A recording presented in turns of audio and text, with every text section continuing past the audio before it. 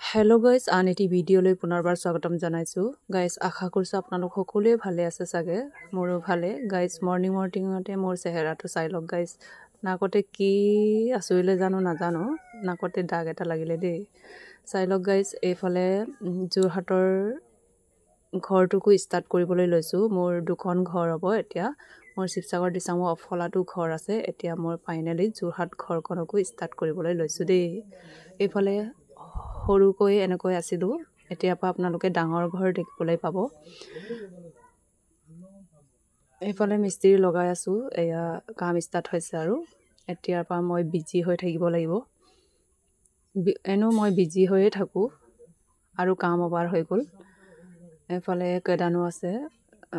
প্ৰথমে বাউণ্ডাৰী কাটি লওঁ, তাৰপাছত ভিতৰটো মানে প্লাষ্টাৰ কৰিবলৈ আছে, এইবোৰ প্লাষ্টাৰ কৰি লওঁ। তাৰপাছত কি কৰিম আপোনালোকক দেখুৱাই গৈ থাকিম। এয়া চাই লওক গাইজ, মই নিজে কোৰ মাৰি এইফালে চব্জি লগাইছোঁ। অলপ অলপ হৈছে আৰু দেই, ডাঙৰ হ'লে আকৌ ভালকৈ দেখুৱাম। হ'লেও নিজে কৰিছোঁ ন, এয়াই বহুত। ভাল লাগিলে আপোনালোকে কমেণ্ট কৰিব। এয়া চাই লওক গাইজ, এই সৰু ঘৰখনতে আমি আছিলোঁ।